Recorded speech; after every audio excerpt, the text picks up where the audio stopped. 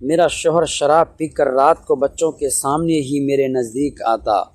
Bed ہلنے کی وجہ سے بچے اٹھ جاتے تھے۔ میں بہت پریشان تھی۔ ہم دونوں ایک کمرے میں رہتے تھے۔ بچے بڑے ہونے لگے تھے۔ میرے شوہر کو کافی باہر روکا لیکن اس سے کنٹرول نہیں ہوتا۔ میرا شوہر ایک درندہ انسان تھا جو کہ روز شراب پی کر آتا اور میرے ساتھ بچوں کے سامنے وہ سب کرتا۔ مجھے بہت شرم آتی لیکن میرا شوہر کو کوئی فرق نہیں پڑتا۔ ایک روز میں بازار کسی کام سے گئی۔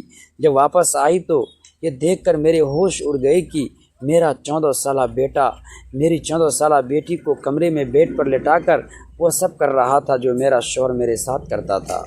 کل کی ساری رات شوہر کے ساتھ وقت گزارنے میں بہت زیادہ تھک جاتی تھی۔ دوستوں، ویڈیو میں آگے بڑھنے سے پہلے ویڈیو کو لائک اور ہمارے چینل کو سبسکرائب ضرور کیجیے گا۔ دوستوں، ویڈیو بنانے میں بہت محنت لگتا ہے، اس لیے دوستوں پلیز ہاتھ جوڑ کر آپ سے گزارش کرتے ہیں کہ ایک لائک اور چینل کو سبسکرائب ضرور کر دیجیے گا۔ دوستوں، چلتے ہیں آج کی کہانی کی طرف۔ میرے جسم میں تھکاوٹ کی وجہ سے شدید درد تھا، لیکن آج رات پھر میرے شوہر نے مجھ سے وہی مطالبہ کیا۔ میں تھک چکی تھی، کئی بار اسے کہہ چکی تھی کہ بچے جوان ہو گئے تھے، وہ سب کچھ سمجھتے ہیں، آپ تھوڑا احتیاط کیا کریں، لیکن وہ شخص اس کو میری کوئی بھی بات سمجھ نہ آتی تھی۔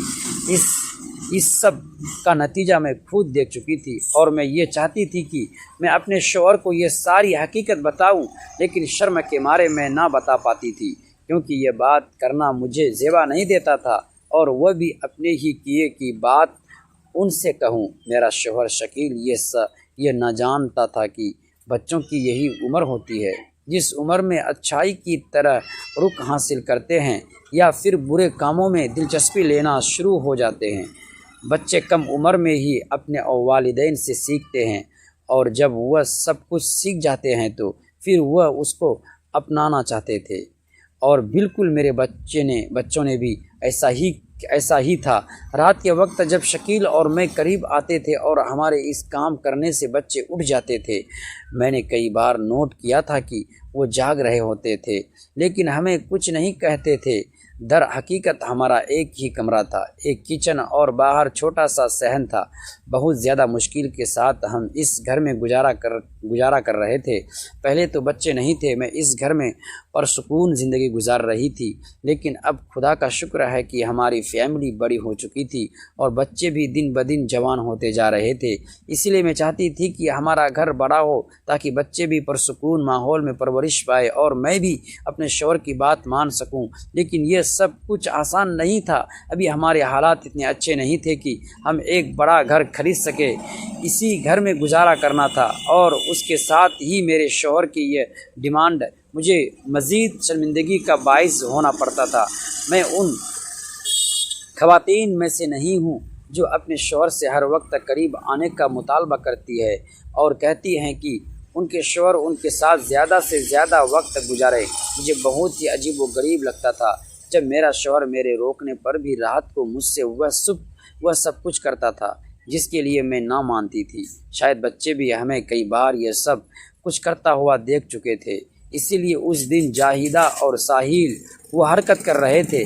میں نے کئی بار شکیل کو روکا تھا لیکن وہ اپنی عادت سے مجبور ہو چکا تھا۔ ساری رات اس کو میرے قریب آنے کا شوق تھا، بے شک چاہے بچے جاگ بھی رہے ہوتے تھے، ان کو اس چیز سے کوئی فرق نہیں پڑتا تھا۔ ایک کمرے میں 3 بچے اور اس کے ساتھ گجب خدا کا ایک ہی بیڈ پر یہ سب کچھ کرنا میرے لیے بہت ہی شرمندگی کی بات تھی، لیکن میں مجبور تھی۔ اپنے شوہر کی بات نہ مانتی تو وہ مجھے کئی طرح کی باتیں کرتا اور بہت ہی عجیب و غریب باتیں کرتا، ایسی باتیں جن کو سننے سے بہتر ہے کہ انسان اس کی یہ بات مان لے، نہیں تو مجھے مارنا پیٹنا، میرے اوپر ظلم کرنا، مجھے تکلیف دینا۔